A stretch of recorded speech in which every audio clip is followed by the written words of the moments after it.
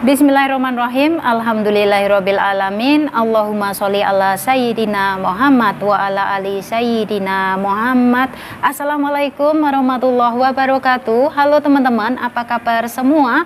Mudah-mudahan teman-teman selalu dalam lindungan Allah Subhanahu wa taala. Amin. Alhamdulillah, di video kali ini saya akan membacakan komen ya dari teman kita. Oke. So di sini ada mbaknya yang bernama Mbak Nabila Putri. Oke, jadi di sini mbaknya itu sudah ex Singapura dan mbaknya sudah pulang ke Indonesia. Di Indonesia sudah 5 tahun lamanya. So di sini mbaknya bilang seperti ini. Aku dulu pertama ke Singapura umurku baru 21 mbak. Terus umurku diubah jadi 23. Dan sekarang harusnya 36 jadi 38. Aku bingung, apa 38 masih bisa kerja di Singapura lagi, kayak gitu kan. Terus saya di sini menjawab ataupun membalas, bisa mbak, harus ngikut data yang lama. Terima kasih mbak, aku pengen punya rumah sendiri mbak, ikut mertua terus, hatiku hancur. Paspor lama sama work permit lama masih aku simpan mbak. Nah jadi di sini ya teman-teman, buat kalian yang sudah berumah tangga ya, tapi belum punya rumah sendiri, Masya Allah, benar-benar nggak mudah. Kalau kita hidupnya masih numpang dengan mertua, itu benar-benar yang saya rasakan tuh loh teman-teman, memang nggak mudah, serba riko, serba nggak enak ya. Kita mau ngapa-ngapain tuh serba nggak bebas lah, ibaratnya kalau kita masih numpang ya. Ibaratnya jangankan di rumah mertua, di rumah orang tua sendiri, kalau kita sudah berkeluarga, kita sudah punya yang namanya anak apalagi ya, kayak gitu. Ibaratnya kita mau masak, ibaratnya kita mau keluar, ibaratnya kita mau ngapain aja tuh nggak bebas loh mbak ya. Jadi di sini buat teman-teman yang saat ini kalian sudah berkeluarga tapi masih numpang ibaratnya sama mertua atau orang tua, ayolah ya, kerja ke luar negeri, ibaratnya mencari kehidupan yang lebih layak. Untuk teman-teman yang masih bingung, mbak saya nggak punya pengalaman sama sekali mbak, saya saya nggak bisa masak, saya nggak bisa bahasa, nggak apa-apa, antara masak dengan bahasa nanti bisa mengikuti. Yang penting kalian punya niat, yang penting kalian siap mental. Ya seperti itu teman-teman, kerja di Singapura seperti itu ya. Di sini buat teman-teman, kalau kalian kepengen tahu saya dulu awal mulanya itu bisa apa, saya nggak bisa apa-apa mbak. Saya bahasa nggak bisa, saya masak apalagi nggak bisa ya. Saya itu padahal lulusan SEMEA tapi bahasa nggak bisa mbak, tapi saya modal nekat. Waktu itu mental saya juga benar-benar nggak bisa dibilang bermental baja, enggak, saya cengeng banget orangnya, bener. Kalau majikan ngasih, misalkan majikan tuh marah-marah sama saya, kalau misalkan majikan tuh merasa nggak terima dengan apa yang saya kerjakan kayak gitu ya, saya itu selalu nangis. Dan itu hampir setiap hari saya tuh nangis terus. Tapi alhamdulillah ya, karena di sini saya sabar, saya menjalaninya dengan penuh kesabaran ya.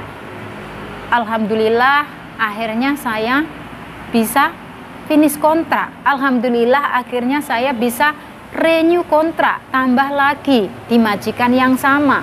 Itu semua nggak mudah teman-teman, yakin. Saya dulu juga pertama kali masuk ke Singapura juga nggak ngerti apa-apa. Tapi saya kan benar-benar di sini kepengen yang namanya harus bisa. Saya harus bisa, kehidupan saya harus berubah. Karena saya di sini karena saya di sini sadar teman-teman ya, saya anaknya orang nggak punya, orang tua saya nggak punya apa-apa. Kalau saya nggak nekat kerja di Singapura, ibaratnya saya nggak sabar kayak gitu ya, saya nggak bakalan bisa seperti teman-teman yang lainnya. Hidup ini keras teman-teman ya, apalagi di Indonesia. Lulusan SEMEA mau kerja apa coba? Misalkan ya, saya kasih contoh, kerja di pabrik, sekarang sudah sistemnya kontrak ya. Mau kerja di toko, mau tahan berapa lama kerja di toko, gajinya berapa? Kalau menurut saya pribadi, sama-sama kita mengeluarkan tenaga, sama-sama kita bekerja. Kalau saya nih ya teman-teman, saya lebih baik memilih bekerja di luar negeri. kayak gitu, gajinya lumayan, pokoknya lumayan banget ya. Karena kalau saya berpikiran, saya kerja di Indonesia paling mentok tuh loh, saya dapat apa? Paling dapat motor saja teman-teman. Nggak bisa saya terus sampai saat ini bisa beli ini beli itu tuh nggak mungkin. Itu benar-benar di luar nalar, nggak bisa lah. Di Indonesia tuh kebutuhan sangat deres teman-teman ya. Kita itu hidup setiap hari butuh makan, butuh untuk kebutuhan yang lain-lainnya juga perlu. Semuanya butuh uang, semuanya itu perlu uang teman-teman. Nggak hanya hidup saja. Kalau kita nggak punya uang, apa kita setiap hari hidupnya harus ngutang terus? Yang ngutang itu akhirnya juga harus bayar teman-teman. Nah, jadi dari sini ya, saya waktu itu benar-benar nekat. Saya ngomong sama keluarga, gimana kalau saya kerja ke luar negeri. Terus dari situ alhamdulillah dikasih izin. Akhirnya saya bekerja ke Singapura. Ya sebenarnya tujuan awal bukan ke Singapura teman-teman. Saya tujuan awal sih sebenarnya mau ke Hong Kong.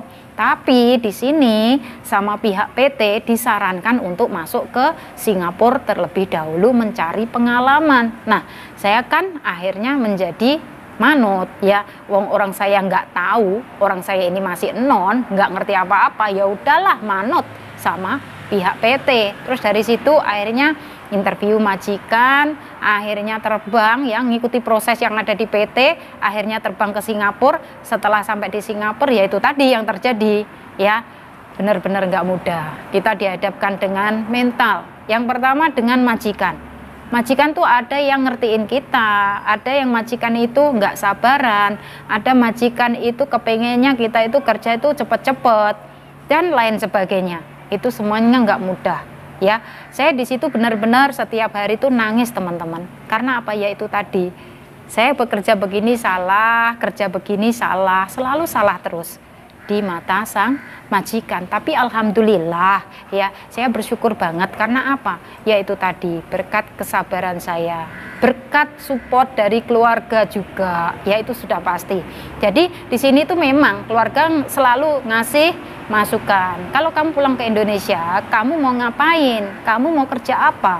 Orang kalau bekerja di luar negeri itu teman-teman, yang pertama itu harus benar-benar kita itu dapat support dari keluarga. Kalau kita nggak dapat support dari keluarga, kita di sini loh hidupnya sendirian. Kita di sini benar-benar fokus sama pekerjaan setiap harinya. Kita dihadapkan dengan majikan setiap harinya. Kita harus mikir. Kerja di luar negeri ini mikir teman-teman. Besok tuh harus ngapain? Kita besok tuh harus ngapain? Kayak gitu tuh harus mikir. Nggak gampang. Yakin gak gampang. Jadi di sini buat teman-teman yang belum pernah ataupun yang belum terjun langsung di rumah majikan, kalian gak bakalan bisa merasakan betapa susahnya menjadi seorang TKW. Perjuangannya benar-benar sangat luar biasa. Perjuangannya benar-benar sangat dahsyat sekali. Itu semua gak mudah. Butuh proses, butuh perjuangan, penuh kesabaran. Kalau kita gak sabar, ujung-ujungnya apa? Kita sering pindah majikan. Dan kalau kita sudah sering pindah majikan, dipotong lagi oleh agen, dipotong lagi oleh agen. Mau sampai kapan kita akan terima gaji penuh kalau kita selalu kena potongan dari agen, Mbak? Ya, jadi di sini buat teman-teman semuanya nggak ada solusi lain selain bersabar mengikuti prosesnya, karena kita bekerja dengan majikan, setiap majikan itu kan berbeda-beda. Ya, ada yang sabar, ada yang baik, ada yang pelit, ada yang enggak, ada yang loman juga. Tergantung nasib kita juga loh teman-teman ya. Namanya aja kita bekerja mengadu nasib. Jadi nasib nggak ada yang tahu. Untuk itu buat teman-teman yang masih ada di Indonesia, mulai sejak dini tanamkan kebaikan ya. Kalau kalian menanam kebaikan, insya Allah suatu saat kalau sudah sampai di Singapura, kalian juga akan menuai kebaikan juga. Panennya itu juga akan baik-baik ya. Insya Allah kalian akan dipertemukan dengan keluarga majikan yang baik-baik juga. Tapi kalau di Indonesia kalian sudah berbuat jahat, misalkan sama teman, jahat dengan keluarga atau jahat dengan tetangga atau siapa atau saudara, itu bakalan kalian nanti setelah sampai di luar negeri bakalan kalian menuai hasilnya ya. Seperti itulah ya. Jadi di sini buat teman-teman semuanya yang kepengen kerja ke Singapura ya, saya sarankan dekatkan diri selalu sama Allah, minta sama Allah, semoga dipertemukan dengan keluarga majikan yang baik, semoga mendapatkan tempat yang nyaman, mendapatkan pekerjaan yang ringan, yang cocok, majikan cocok, majikan suka dengan kita. Karena apa teman-teman? Kalau kita mendapatkan majikan, misalkan majikan itu udah nggak suka sama kita, misalkan nggak ada kecocokan dengan kita, kita bakalan dipulangkan ke agen. Dan setelah sampai di agen, kita bakalan kena potongan lagi, sayang banget. Ya, iya kalau dipotong cuma 1 bulan. Kalau misalkan sampai 2 bulan atau tambah lagi 3 bulan karena terlalu lama numpang di agen, mau sampai kapan kita bisa terima gaji penuh kayak gitu. Jadi di sini buat teman-teman yang saat ini mungkin sudah ada di Singapura, masih dalam masa-masa potongan gaji, sabar nggih Mbak, sabar. Orang sabar tuh insya Allah akan memetik hasilnya, yakin. Yang paling penting pesan dari saya pribadi buat teman-teman semuanya yang mau berjuang ke negara Singapura ya, dekatkan diri selalu sama Allah, kalau bisa tambahin sholat malamnya ya. Semoga saja urusan kita semua diberikan kemudahan, kelancaran ya. Oke teman-teman, semoga saja sharing dari saya bisa bermanfaat ya. Kalian bisa cek di video-video saya sebelumnya, atau bahkan mungkin ada yang ingin kalian tanyakan, silahkan tinggalkan komen di bawah. Oke teman-teman, insya Allah akan saya buatkan videonya. Oke, so saya akhiri sampai di sini. Akhir kata, wassalamualaikum warahmatullahi wabarakatuh. See you on my next video. Bye bye.